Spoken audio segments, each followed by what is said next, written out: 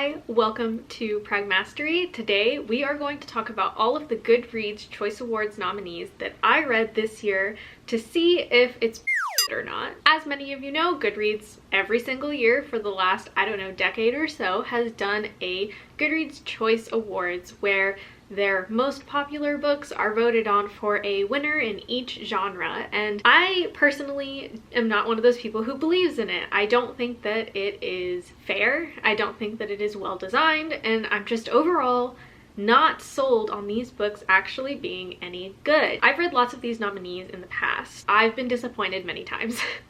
I believe it's a popularity contest. It's very obvious that it is. I'm kind of sick of seeing the same authors winning and getting nominated every single year when there are thousands of authors around the world doing very interesting and amazing things that are even better quality than the nominees that actually get in.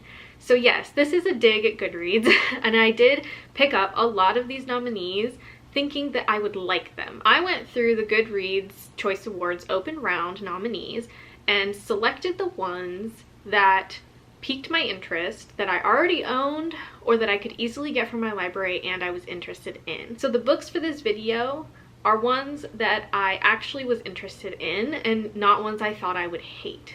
Just wanted to put that out there. I really tried to find things that I was interested in, which is why this list isn't going to be super duper long. It's not all of the nominees because I know I'm not interested in most of them. So let's talk about the books that I did read for this challenge. From the graphic novels and comics section, I read Heartstopper Volume 4. I am not a believer that sequels should ever be in an award system because it doesn't make any sense. You would have to have read the whole series, and I find that award systems, in my opinion, should be about discovering new books and authors based on other people also loving them, like a large amount of people. So I don't think it's fair that series are included in these. I think it's kind of silly if they're not just companion novels, but actually sequels. I don't think they should be in there. I'm not gonna read a whole series like the Mercy Thompson series by Patricia Briggs. I'm not gonna read all 19 books or whatever it is before the winner to discover if that's the one for me. If that makes any sense and you agree with me, let me know. I already had read volumes 1 through 3 of Heartstopper, so naturally I picked up volume 4. I thought it was really good. I gave it 4 out of 5 stars. I think there were more content warnings in this book, and I think for the series as a whole, this book was a little less biased towards the wholesome, uplifting, and just pure positive vibes like the other 3 were. This one leaned a lot more into heavier topics like self-harm, eating disorders, issues with family and homophobia and all of that. So, you know, if those content warnings brought up anything for you, definitely look into this book before you continue on in the series, because this 4th book was more heavy. I would say about 70% heavy to 30% lighthearted, when it's usually the reverse for these books. So do keep that in mind, but overall I thought it was really good. I just don't think it deserves to be voted into the Goodreads Choice Awards since it's a sequel. I read another graphic novel comic that is The Many Deaths of Lila Starr. I loved this. I thought it was really good. I do understand why it was nominated. It is very interesting. It is very fascinating and unique. The art style was very quirky, and I had never heard of this book before the Choice Awards, so I am super pleased that it was in here. I gave it 3 out of 5 stars. It personally wasn't a story that resonated with me, but it did leave me thinking after I read it, and I still would recommend it to so many people. So I think this is a valid nomination for this awards because it is actually really good and unique. The next book I read was from the young adult fantasy and sci-fi, I believe was the category, and it is Hotel Magnifique. I gave this book 3 stars, but keep in mind I DNF'd it at 50%. I was not into this book. I think it's fine. It was advertised as Caraval meets The Night Circus. I did not like Caraval, but I did like The Night Circus, so I was hoping it would lean into The Night Circus, and it didn't. If you're interested in more about this book, I read it in a reading vlog. I'll link down below when I read these books because it was all around the same time. I think it was like November and December, so you'll get to see that. But I just did not like this book. And I think that's just a me thing. As a teenager, I would have loved this book.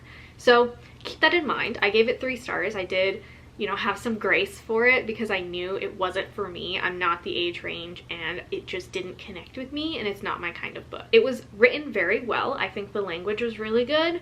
I just didn't personally connect with the world or the characters. The next book I read was also from the comics and graphic novels. You'll see a trend here. It's Crumbs, and I really enjoyed this. I gave this 4 out of 5 stars. I hadn't heard anything about this. I had seen the cover in a few places, but I hadn't known anything about it. It's apparently a webcomic that was printed into a graphic novel. It's thick.